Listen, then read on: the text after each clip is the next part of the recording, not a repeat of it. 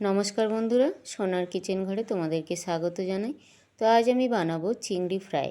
Fish fry তো সবাই খায়, একবার হলেও এই চিংড়ি ফ্রাই এইভাবে বানিয়ে দেখো, আশা করি ভীষণ ভীষণ ভালো লাগবে। তো এই চিংড়ি ফ্রাই রেসিপিটি ভিডিওটি পুরো দেখার অনুরোধ রইল। আর এই চিংড়ি ফ্রাই রেসিপিটি যদি ভালো লাগে কমেন্ট করো, লাইক শেয়ার সাবস্ক্রাইব করে আমার পাশে থেকো।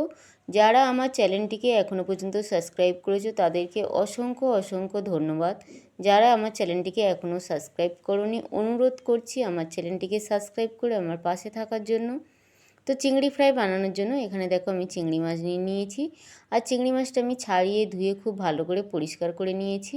নিয়ে দেখো চিংড়ি মাছটার মাঝখানটা আমি এইভাবে কেটে ময়লাটা বার করে পরিষ্কার করে দিয়েছি। দিয়ে আমি এইভাবে মাঝখান থেকে একটু চাকুর সাহায্যে এইভাবে পরিষ্কার করে নিয়েছি। তো এবার এই চিংড়ি মাছের মধ্যে দেখো আমি স্বাদ অনুযায়ী নুন দিয়ে দিলাম, একটু আমি গরম মশলার গুঁড়ো দিয়ে দিলাম, একটু আমি কাঁচা লঙ্কা থেঁতো করে রেখেছিলাম সেই থেঁতো করা কাঁচা লঙ্কাটা দিয়ে দিলাম। ঝালটা নিজের পছন্দ অনুযায়ী দিয়ে দিতে হবে, যে যেরকম ঝাল খায়। তারপর আমি একটু আদা বাটা দিয়ে দিলাম, একটু আমি রসুন বাটা দিয়ে দিলাম, আর একটু আমি লেবুর রস দিয়ে দিলাম। লেবুর যদি না থাকে একটু ভিনিগার দিলেও হবে। তো লেবুর রসটা আমি দিয়ে দিলাম। দিয়ে এবার এই মশলাগুলো আমি খুব ভালো করে চিংড়ি মাছের মধ্যে মাখিয়ে নেব, যাতে চিংড়ি মাছের মধ্যে মশলাটা খুব ভালো করে টেনে নেয়। তো চিংড়ি মাছটা আমি কিছুক্ষণ মশলাটা মাখিয়ে আমি কিছুক্ষণ রেখে দেবো। তো এখানে দেখো মশলাটা মাখানো হয়ে গেছে। এবার আমি চিংড়ি মাছটা সাইড করে আমি কিছুক্ষণ রেখে দেবো চিংড়ি মাছটাকে। তো এখানে দেখো আমি একটা প্লেট নিয়ে নিয়েছি। প্লেটের মধ্যে আমি একটা ছোটো বাটি, এক বাটি আমি চালের গুঁড়ো দিয়ে দিলাম। চালের গুঁড়োটা না থাকলে তোমরা ময়দা দিয়েও করতে পারো। এবার ওই চালের গুঁড়োর মধ্যে আমি একটু নুন দিয়ে দিলাম, একটু আমি কাশ্মীরি লঙ্কার গুঁড়ো দিয়ে দিলাম কালারের জন্য, একটু আমি হলুদ গুঁড়ো দিয়ে দিলাম,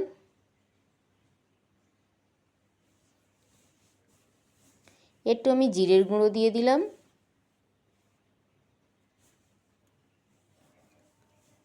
আর একটু আমি ধনের গুঁড়ো দিয়ে দিলাম। দিয়ে এই মশলাগুলো চালের গুঁড়োর মধ্যে দিয়ে আমি খুব ভালো করে মিশিয়ে নেব, যাতে দানা দানা না থাকে। তো খুব ভালোভাবে মিশিয়ে নিতে হবে। তো এখানে দেখো চালের গুঁড়োটা মশলা মাখানো পুরো রেডি হয়ে গেছে। এবারে দেখো আমি একটা ডিম নিয়ে নিয়েছি। এই ডিমের মধ্যে আমি অল্প পরিমাণে একটু নুন দিয়ে দেব। নুনটা দিয়ে আমি ডিমটা খুব ভালো করে ফাটিয়ে নেব। খুব ভালো করে ডিমটা ফাটিয়ে নিতে হবে নুনটা দিয়ে, যাতে নুনটা ডেলা না হয়ে থাকে, সেইভাবে খুব ভালোভাবে ফাটিয়ে নিতে হবে। তো এখানে দেখো ডিমটা ফাটানো হয়ে গেছে। এই চিংড়ি মাছ ফ্রাইয়ের জন্য এখানে দেখো আমি ডিম নিয়ে নিয়েছি, আর যে চালের গুঁড়োর মধ্যে মশলা মাখিয়ে রেখেছিলাম চালের গুঁড়োটা নিয়ে নিয়েছি, আর এখানে একটু আমি পাউরুটির গুঁড়ো নিয়ে নিয়েছি। পাউরুটির গুঁড়োটা যদি না থাকে তোমরা বিস্কিটের গুঁড়োও নিতে পারো। তো এবারে দেখো আমি একটা চিংড়ি মাছ নিয়ে নিলাম। নিয়ে প্রথমে আমি ডিমের মধ্যে চিংড়ি মাছটা ভালো করে ডুবিয়ে নিলাম। নেওয়ার পরে যে চালের গুঁড়োর মধ্যে আমি মশলাটা মাখিয়ে রেখেছিলাম, ওই চালের গুঁড়োর মধ্যে আমি চিংড়ি মাছটা দিয়ে খুব ভালো করে চালের গুঁড়োটা চিংড়ি মাছের মধ্যে লাগিয়ে নেব। যেহেতু ওই চালের গুঁড়োর মধ্যে মশলা আছে, যত ভালো চালের গুঁড়োটা চিংড়ি মাছের মধ্যে ধরবে ততটা কিন্তু এই চিংড়ি ফ্রাইটা খেতে ভালো লাগবে।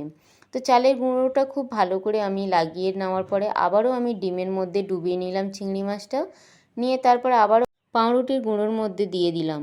পাউরুটির গুঁড়োর মধ্যে দিয়ে খুব ভালো করে পাউরুটির গুঁড়োটা আমি এই চিংড়ি মাছের মধ্যে লাগিয়ে নেব, তাতে কিন্তু খেতে ভীষণই ভালো লাগে। তো এখানে দেখো চিংড়ি মাছটা পাউরুটির মধ্যে লাগানো হয়ে গেছে। তো চিংড়ি মাছটা এইভাবে একে একে আমি পুরো চিংড়ি মাছটা দেখো এখানে আমি রেডি করে নিয়েছি। পুরো চিংড়ি মাছটা ওইভাবে কিন্তু রেডি করে নিতে হবে। আর এখানে দেখো কত সুন্দরভাবে পুরো চিংড়ি মাছটা রেডি হয়ে গেছে। এবার এই চিংড়ি মাছটা ফ্রাইয়ের জন্য আমি গ্যাসের মধ্যে একটা কড়াই বসিয়ে দিয়েছি। কড়াইয়ের মধ্যে আমি সাদা তেল দিয়ে দিলাম। তেলটা আমি একটু গরম করে নেব, খুব বেশি আগুন করে গরম করব না, হালকা একটু তেলটা আমি গরম করে নেব। খুব বেশি তেলটা গরম করলে চিংড়ি মাছের উপরটা পুড়ে যাবে আর ভিতরটা কিন্তু পুরো কাঁচা রয়ে যাবে। তো এখানে দেখো তেলটা গরম হয়ে গেছে, এবার ওই তেলের মধ্যে আমি চিংড়ি মাছগুলো একে একে দিয়ে দিলাম। দিয়ে আমি গ্যাসটা কিন্তু কমিয়ে দিয়েছি। চিংড়ি মাছটা যখন আমি তেলের মধ্যে দিয়েছি, দিয়ে আমি গ্যাসটা কমিয়ে দিয়েছি। দিয়ে কিন্তু গ্যাসটা কমিয়ে দিয়ে চিংড়ি মাছটা ভেজে নিতে হবে লাল লাল করে।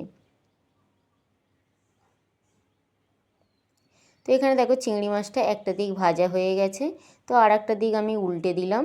দিয়ে এইভাবে কিন্তু লাল লাল করে দুটো দিক খুব ভালো করে চিংড়ি মাছটা ভেজে নিতে হবে।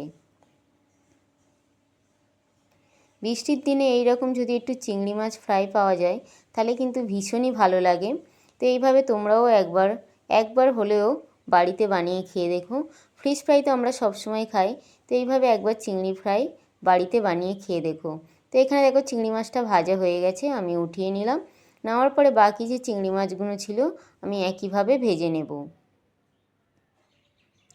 তো বাকি চিংড়ি মাছগুলো আমি তেলের মধ্যে দিয়ে দিলাম। তারপরে দেখো এখানে পুরো চিংড়ি মাছ ফ্রাইটা রেডি হয়ে গেছে। আর কত সুন্দর দেখো দেখতে লাগছে।